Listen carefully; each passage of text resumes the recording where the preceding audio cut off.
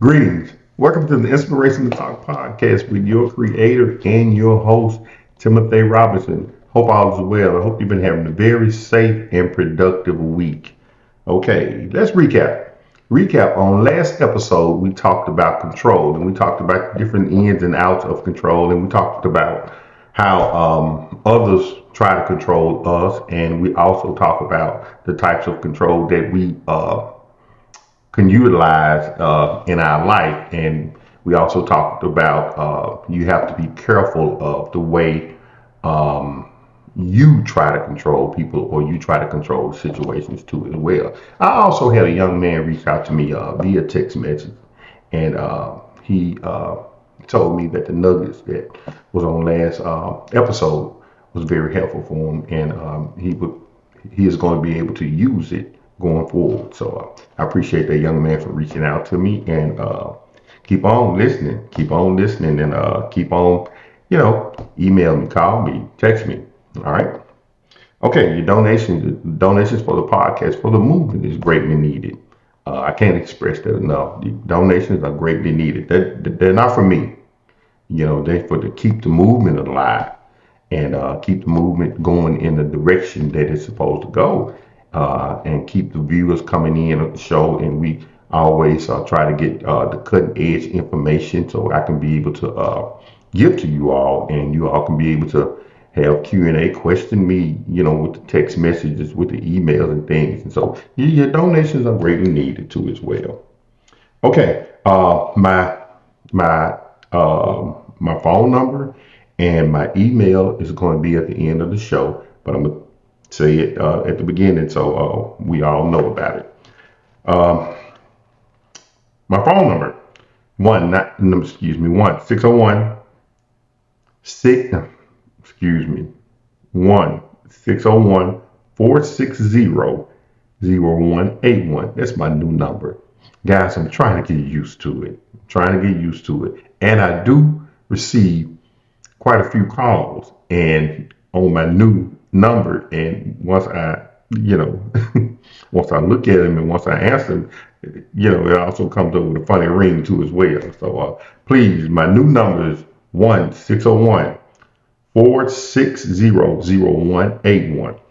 And my new email address is inspirationaltalkwtr@gmail.com. Inspirationaltalkwtr@gmail.com. And excuse me, my new number and the new email is also going to be at the end of the show, so you can be able to, when at home or when you drive, you can be able to stop it and copy it or whatever the case may be. Okay, all right, let's get right into it. Uh, I've had several emails on this particular topic, and the people on the platform want to know about it, and they want me to be able to dig into it and and expound on it. So, and I'm not gonna shy away from it. And I'm gonna get it. I'm gonna get it chin up, chest out. And so, this week's topic is something that's actually, I have firsthand knowledge with this week's topic. And this week's topic is addiction. It's addiction. This week's topic is close to me because my my mother struggled with drug addiction, and she passed at the age of 47 with drug overdose, cocaine laced with rat poison, is what I was told. And so it's close to me because, excuse me, because I love my mother dearly. I love her dearly. And thinking about her, I often think about her, if not every day, uh, every moment of the day or every other day. I think about her often because I love her so. And a quote comes to my mind when I think about her too sometimes. Sometimes this quote comes to my mind. It's Dr. Miles Monroe. It's a book I read years ago, Understanding Your True Potential. And the opening of the book, he said, and I'm just blabbing off right here. He said, the wealthiest spots in the world is not the gold and the diamond mines of South Africa. It's not. And he went on and he said, the wealthiest spots in the world actually lies in your community. It's the graveyard of people that passed before their time. They never got a chance to tap into their potential. And so I often think about that. And I often think about her. And my mother struggled for years with drug addiction. She struggled for years with drug addiction. And I wrote a book, I think it was 2017, and I went in depth with it. And hold on, excuse me. I went in depth with it, and afterwards, after it was released, I was able to go to several book clubs and able to go to several events. And, we had a rather close, intimate setting. And, the people that had purchased the book, they was able to, we was able to have a Q&A session about it. And they was amazed, and they was just blown back uh, by the story and what happened to her. The reason why she struggled, the biggest reason why she struggled is my mother was conceived with me at the age of 14. She had me when she was 15 by one of our family members' husband at the time. He was older, 39. And growing up, you know, in a household, you know, and, I often say, families do the best they can with what they have. That's what I mean about that. That's what I meant about that. Families do the best they can with what they have. And learning that when I learned that she had came to how I came to be, uh, I couldn't help but to think, you know, at the time that I was the source of her pain. Why you say that, Tim? I'm glad you asked me. Let me tell you. Because I look just like my father. Look just like him. Look just like him. And so, you know, uh, the family told with the decisions of, what to do, how to respond from this. How to deal with this situation. And I can only imagine how tough it was at the time. And so they sent her to Chicago. And that's why, excuse me, that's why I have on my birth certificate, I was born in Chicago. And so we came back to Memphis, and that's where I grew up with my grandmother, my grandfather, and my mother.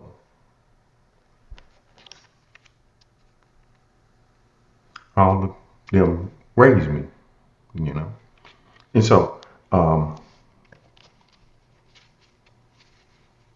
it was seeing her struggle, seeing her go through the ups and downs of life, trying to figure it out. Back in the day, we didn't have excuse me, hold on, excuse me. Back in the day, going to therapy, at times we feel some type of way about therapy today in 2024. So, going to therapy or some things like that, that wasn't, that was far from us as a family. We deal with it as a family the best way we can as a family. And I understood that. And I understand that today. And so that's how I got here, people. I got here. And, seeing my mother's face often, growing up, um, and seeing her deal with what she was dealing with and going through what she was going through. I'm a teacher. And I see those babies today, 13, 14, and 15 years old. And at times I think I said, that was my mom. And we as adults are taught, especially men, we as adults are taught to protect our kids. And to know that she got violated like that in the worst way, my heart broke for her. Really did. It do today. Addiction, the meaning, a compulsive psychological need for an habit forming substance, behavior, or activity.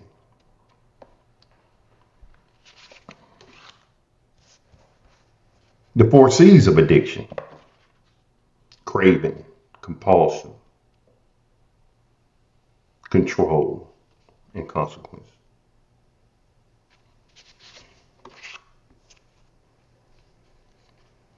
Addiction can continue for years before a person realizes that they are powerless over their addiction and admit that their life has become unmanageable.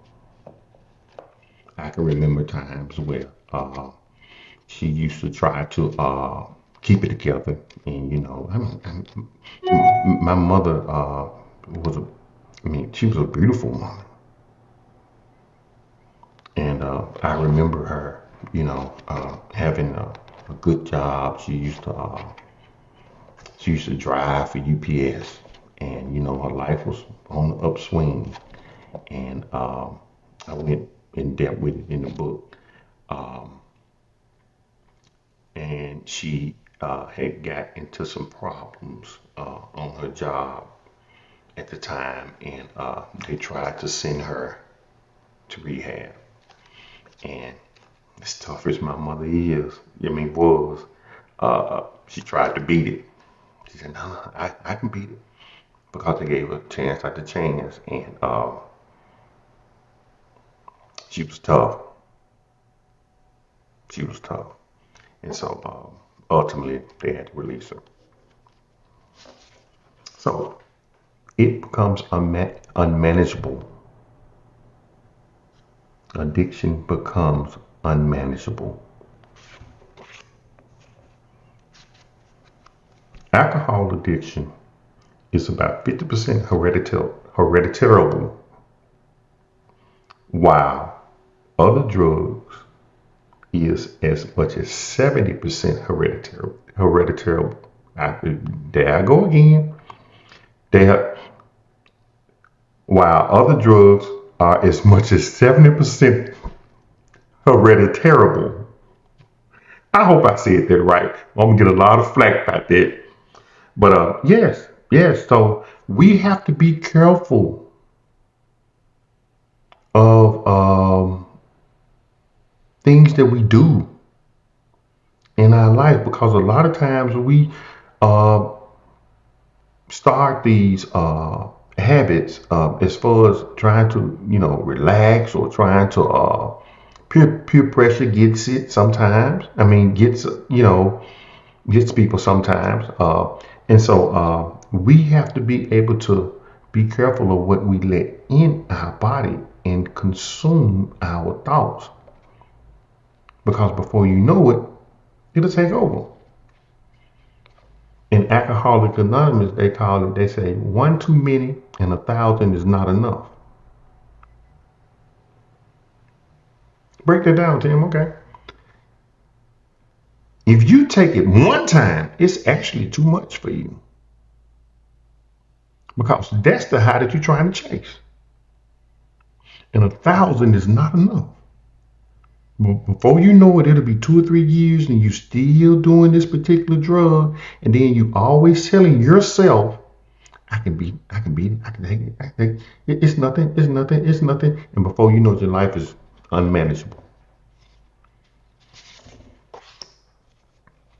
So that's why you have to be, careful of, and you have to be, and you have to notice, if your parents, you know, are, if they deal with drugs or things of that nature, its chances are highly likely that if you start to playing with it for some shape, form, or fashion, the chances are you are highly likely to get addicted.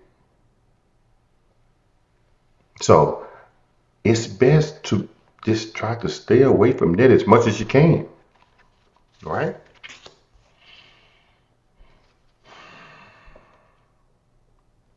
The goal isn't to be sober. The goal is to love yourself so much that you do not need a drink. See, addiction, a lot of chances, and a lot of times, it latches onto something. It latches onto an insecurity. It latches onto a trauma, like I explained to you about what happened to my mother. Insecurity, traumas, whatever it may be, it latches onto it, and it's psychological a lot of times. And that's when they join and connecting and trying to take you over. So we have to be careful.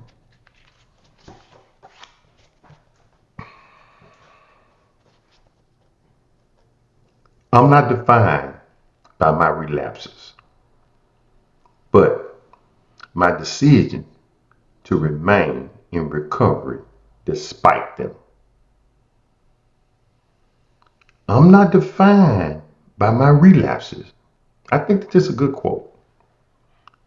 But the decisions to remain in recovery despite them, we have to be able to fight, people.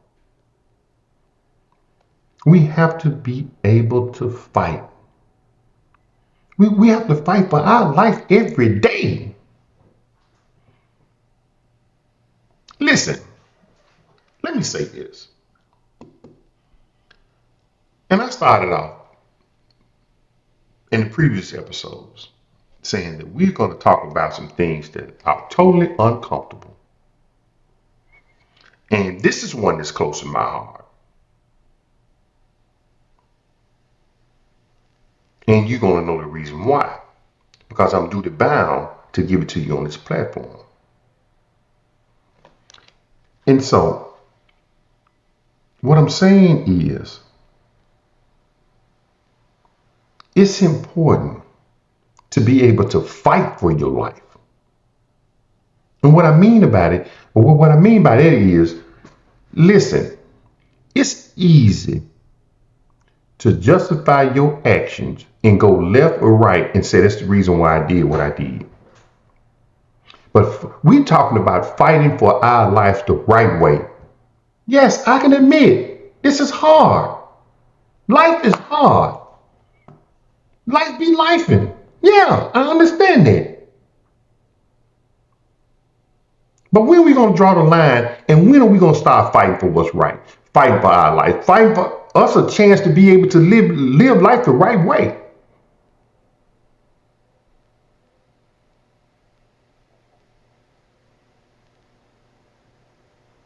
When are we going to start?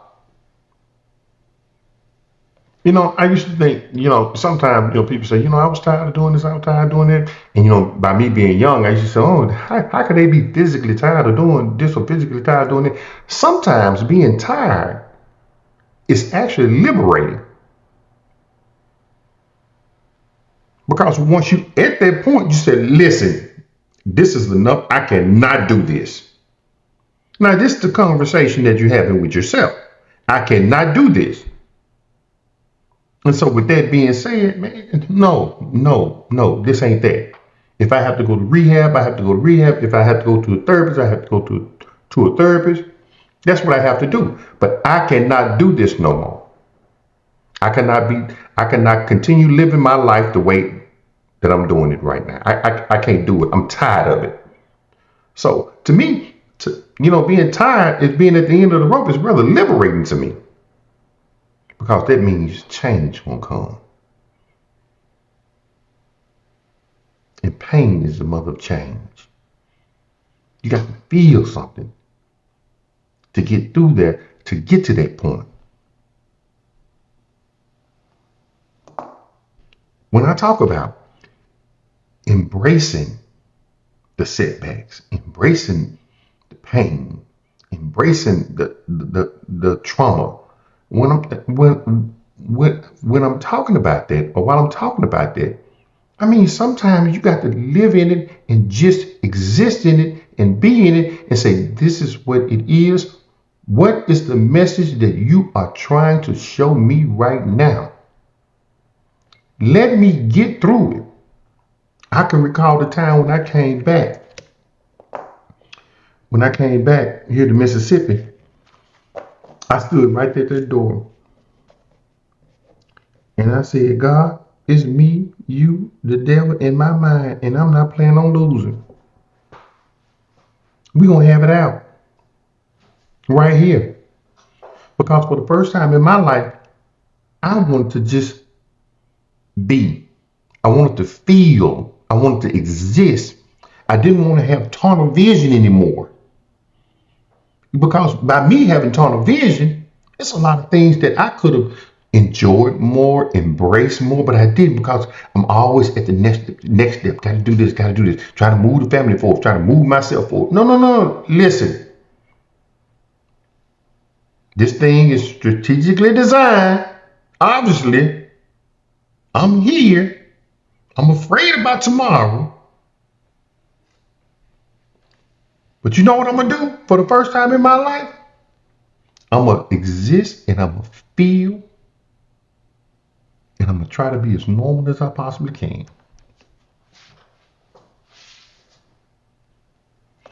And later, while I was in therapy, I came to find out that that was the first start of change in my life. Embracing it. It was the first start of change in my life, people. Embracing it. So we're not defined. So the ones that going through, the ones that struggle and get setbacks, you're not defined by your relapse. Don't worry about what people say. Don't be so hard on yourself.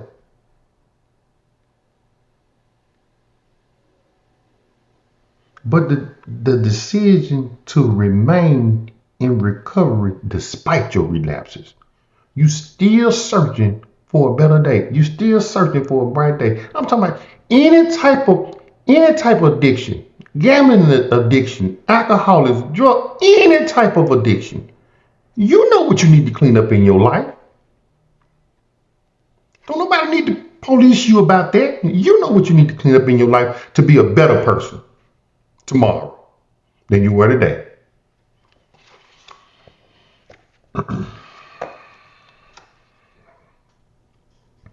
It does not matter how slowly you go. as long as you don't stop. Let me repeat that because Confucius said that. It does not matter how slowly you go as long as you don't stop.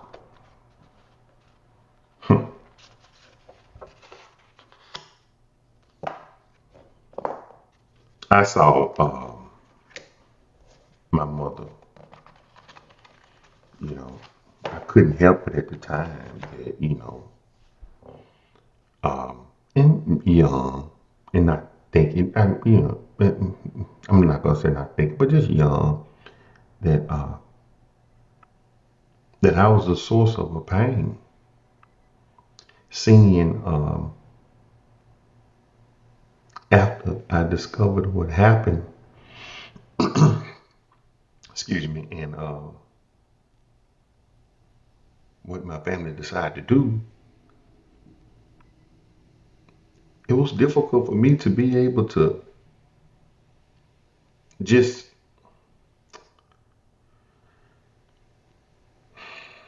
look at her because once again, I can't fix it. So that's the reason why, people, that I told you on the previous episodes, that I never been in jail, I never been locked up, I never got in trouble, I never got a suspension at school or anything like that. I wanted to be a good kid. I didn't want to put no extra burden on my parents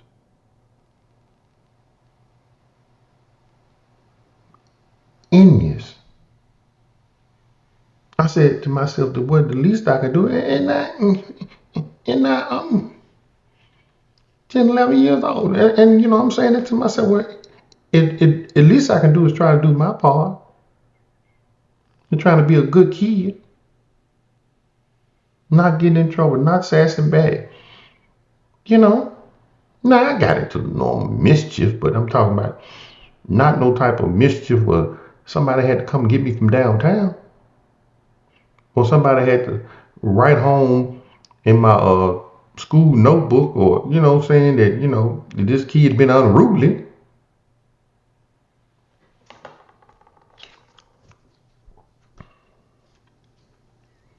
Rock bottom becomes the solid foundation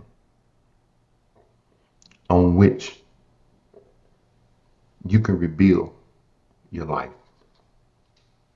Rock bottom becomes the solid foundation on which you can rebuild your life.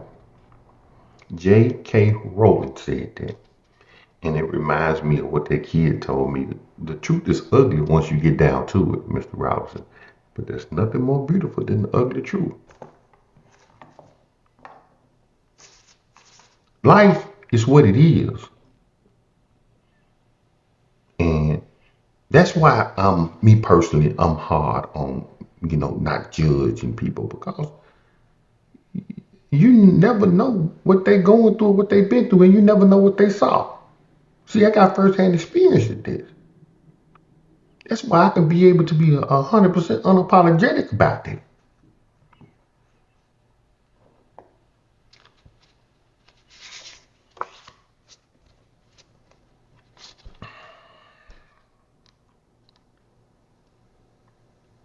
You are not weak for struggling. You are strong for continuing to fight. You are not weak for struggling. You are strong for continuing to fight. When I thought about that, it led me to this poem that I had. Been having a poem for a long time. It's actually a prayer, and the name of it is Give It Away Prayer. Give It Away Prayer. It's good to reveal what we used to conceal, cause that's how we tell just how we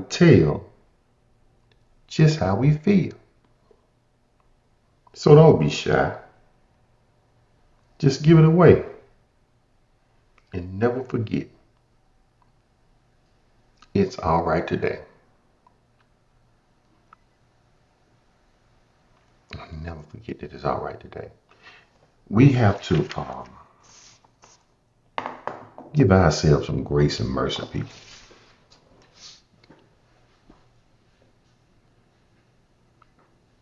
We have to.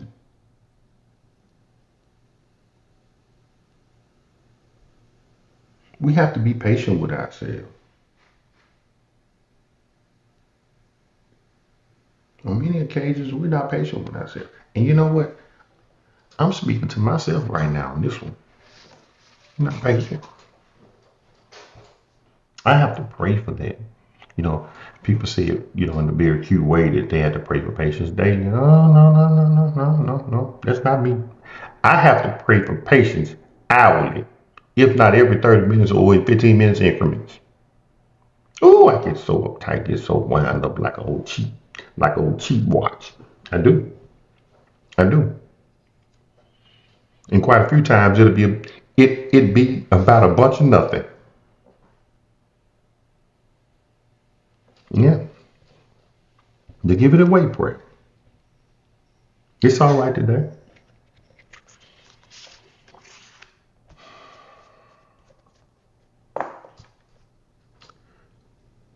Before you can break out of prison,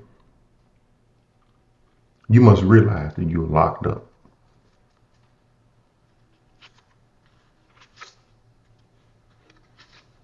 Before you break out of prison, you must realize that you're locked up. Just like I said a minute ago, we have to free ourselves.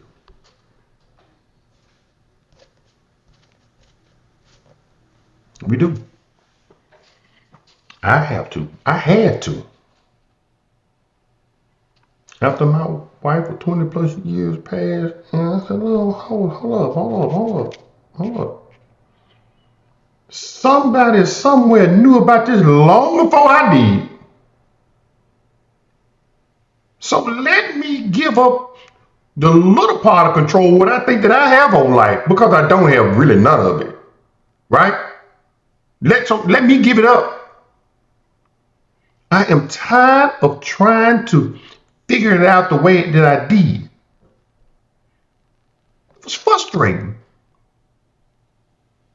Surrender my will. And just say, listen, what is gonna be, it's gonna be. Go beyond what I'm seeing. Because what I see, it don't look right to me. But now I'm learning to go beyond what I'm seeing. It's called faith.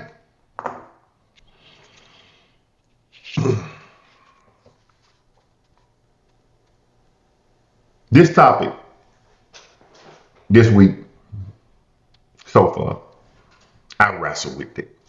I did. But, after I got several emails about it, that's what the viewers want to hear on this show,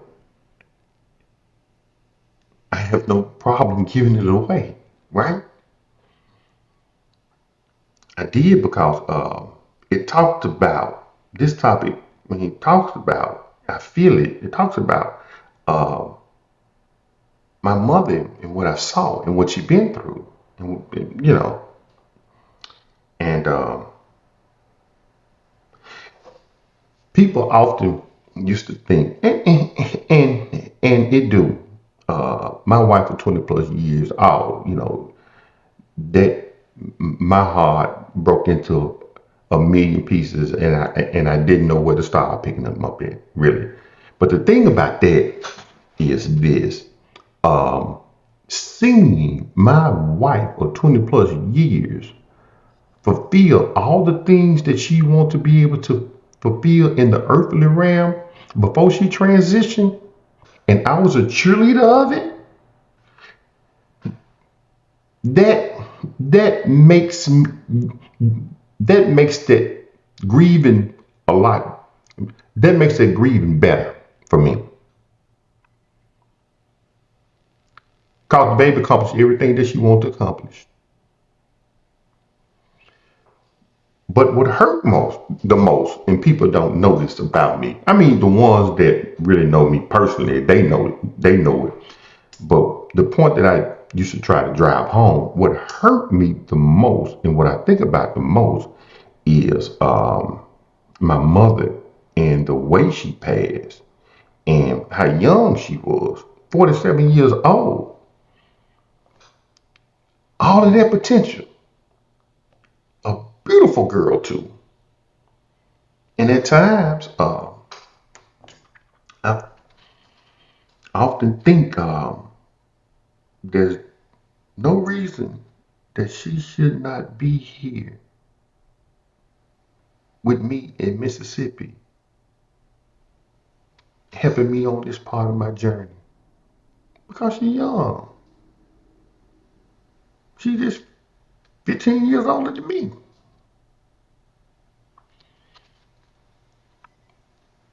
But I understand that that's God's will, and I had to do this alone.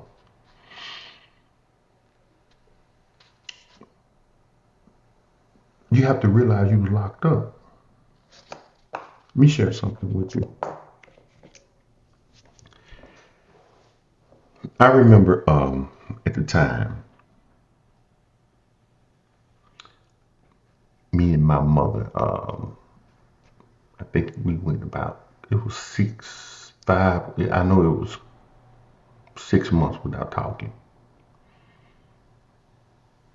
6 months without saying a word to one another. And at this particular time, I was getting ready to go to college, and my friend before me, he went to college a year before I did. So what he did was, when he came home, he wrote down the list of things that I needed to go to college. And I was working a summer job at the boys club, and I was blessed to get everything on that list that I needed to go to college. And like I said, during this time, my mother and I we was not talking at all. Because number one, it's hard to raise a man. It's hard to raise a boy to a man. And by you, by kids being kids, their parents' faults are magnified to them. And it's hard for a kid to be able to see past that. So I had a little part into. I just was. I mean, I felt like that. I was growing up, and she going in the direction in her life that she going, and I have to find my direction, and I have to start going my way, paving my path in life. That's how I felt, you know. And like I said, no, I said closer. It was 6 months that we weren't talking at all. And so um, the day that I was going to get ready, to leave to go to school in Mississippi, my friend around the corner had a red Toyota truck, and he bagged his truck up that morning, and he said, "You ready?" I said, "Yeah, let's do it." And so we started loading my stuff up that I got the whole summer. We started loading my stuff up in this pickup truck, and in the midst of it, my grandmother got my attention. In the midst of it, she got my attention. She said, "Look here, go in there and tell your mother bye." I said, and this is my first time actually at that time disagreeing with my grandmother. You know, because the way I was raised, we weren't taught to go back and forth. And I mean, it wasn't a disagree. It just was. I mean, I told my grandmother. I said, "Grandmother, I can't do that." She said, "Listen to me. That's your mother. Go in there and tell her bye." And during this time, my mother had a relationship with a guy who had just got out of prison, and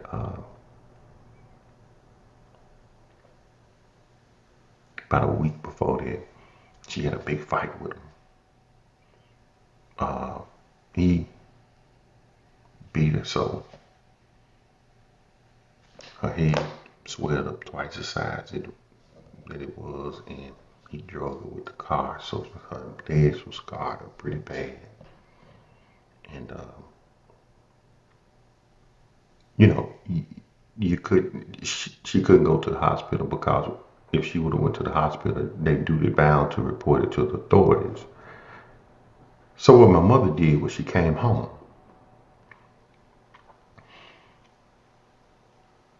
Yeah, she came home, and she couldn't lay down in the bed because, like I said, her head swelled up twice the size. She couldn't lay down in the bed because she would have massive headaches. So for some days, she had to sit up in the bed, you know. And my grandmother told me, go in there and tell your mother bye.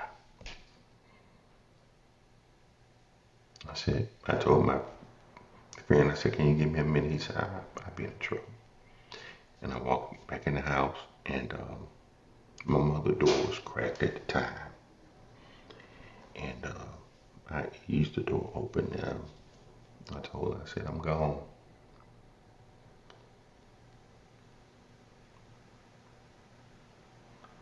And she nodded her head, and a tear came down her cheek.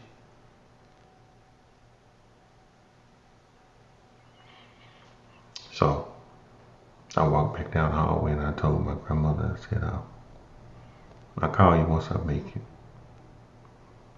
She said, okay, be good. I said, okay. Yes, ma'am. So I got in the truck, and me and my friend, we talking about old times in the neighborhood on the way to college.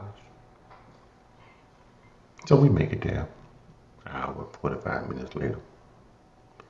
And I got my dorm room assignment.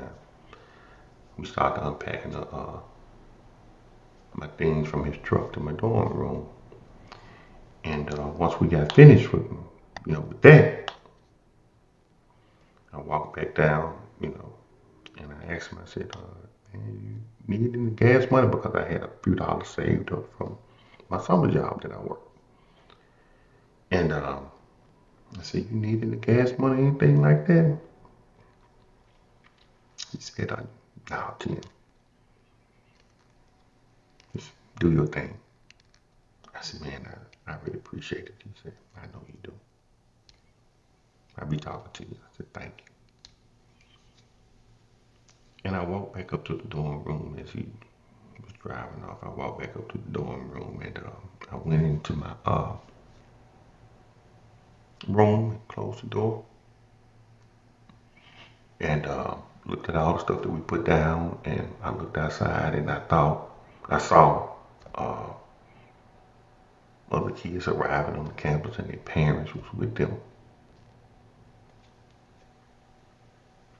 And I got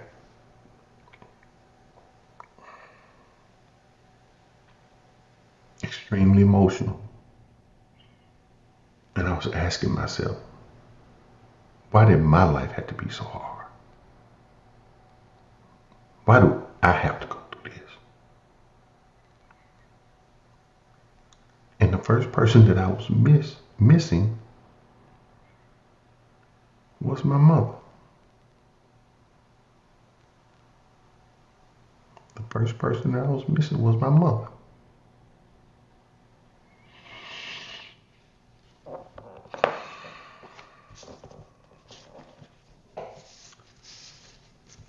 A couple of weeks went by because I told myself I wasn't going to go home anymore. A couple of weeks went by, and I became good friends with the people at the post office, because I didn't have a P.O. box because I didn't have enough money to have a P.O. box. So what they used to do, the older ladies in the post office room used to set my little mail aside, and they used to give me little sports magazines from people that had graduated or that had left for whatever reason. But what they used to do, they used to tear the name and tear the address off and give it to me to be able to go back up in my dorm room and to be able to read because I didn't have a TV at the time. And so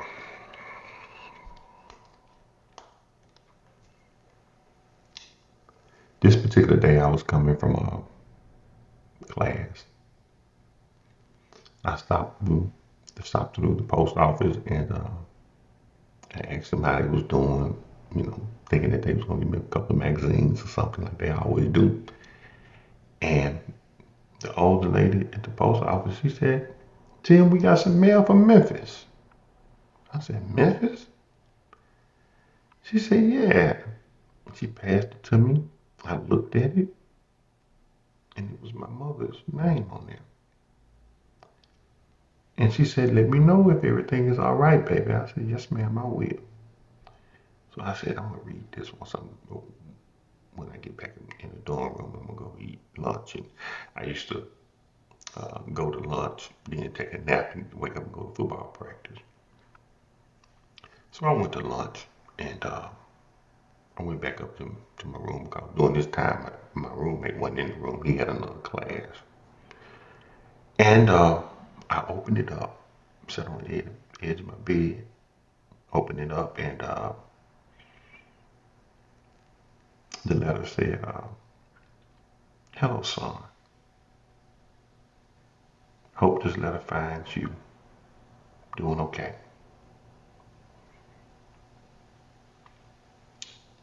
And she went on to say that I know we weren't on the best of terms when you left. But I just want to let you know that I'm proud of you and I love you. And then she went on to say that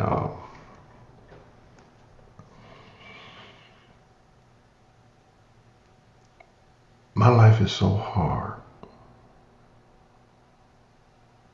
that sometimes I wish that I could just commit suicide.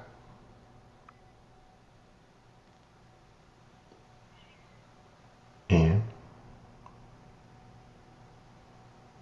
she went on to tell me that I have put $25 in here so you can be able to get you some popcorn at night. And when and if you decide to come home, you're going to have a baby brother. I read that letter several more times. And I laid down on the bed with that letter in my hand. And I cried myself to sleep.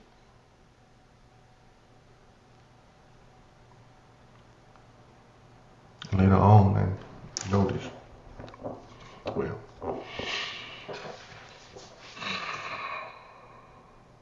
this spirit spoke to me and said, that's where your ministry is.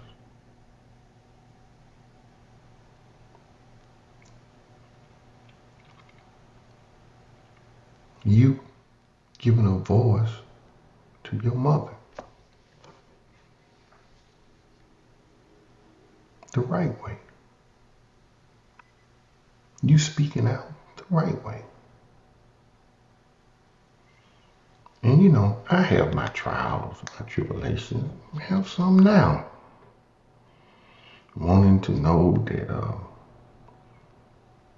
am I being perceived the way the people buying into the platform, buying into the show, and is it gonna do what it need to do for the glory of God? And Are people going to be able to support it? Because, I mean, it's not for me. It's to help somebody. And I used to say to myself, I said, what makes my story different? Everybody got something that they go through. Everybody got something that they deal with. But Tim, your willingness to share, your willingness to be transparent. And like I told you in the previous episode, I had a vision for me. Go to work, come home, cut my grass once a week, sit on the front porch, drink lemonade, and wave at every car come by like everybody do here in Mississippi. That's the vision I had for me.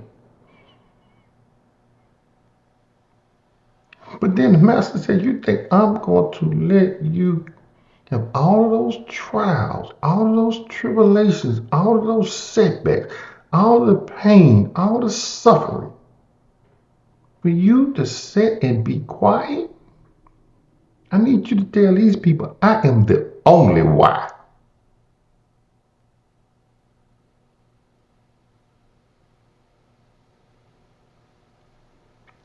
So now you see why I was close to me. Now you see why addiction was close to me. Because I saw it firsthand. And I don't fault anybody. I don't. I just want to understand it and point to the direction that I need to go. And I commend my family and I thank them for letting me be me.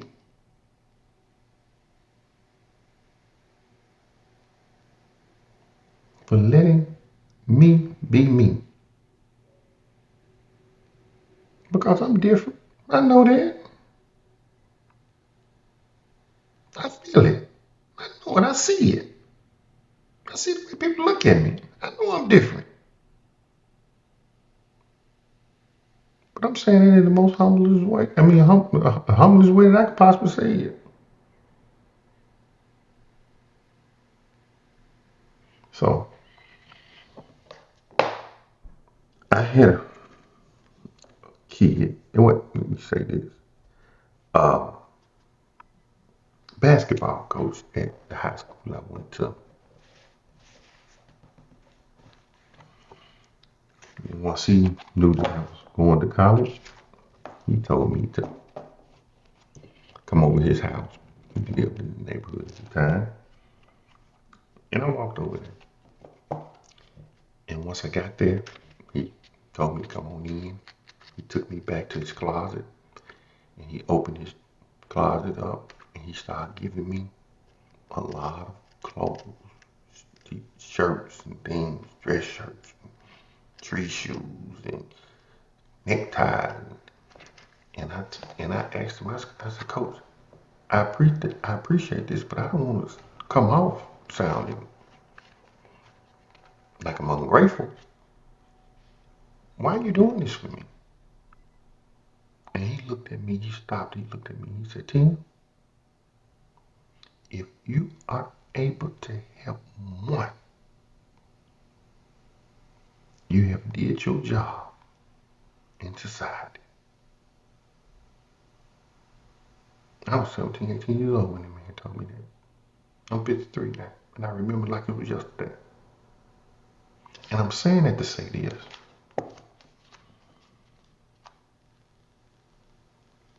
A kid came up to me a day or so ago. He said, hey, Mr. Robinson. I was doing something, I looked up. He said, always remember, if I can do it, you can do it.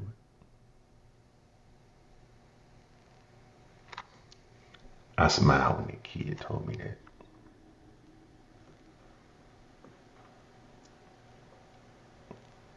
And I thank the master for giving me the opportunity to try to help somebody, to help that one. So the show gonna do what it's gonna do. People gonna buy into the concept. They're gonna give. So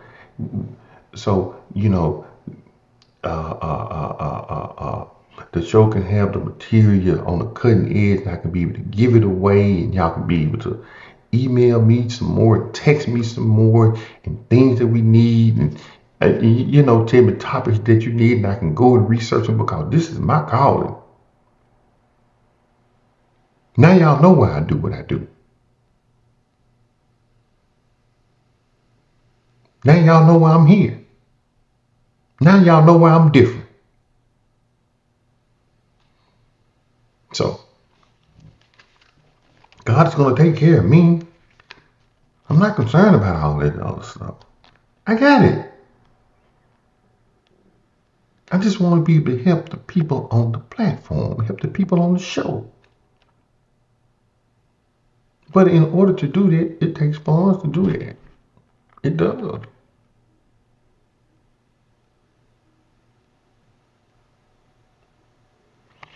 So with that being said,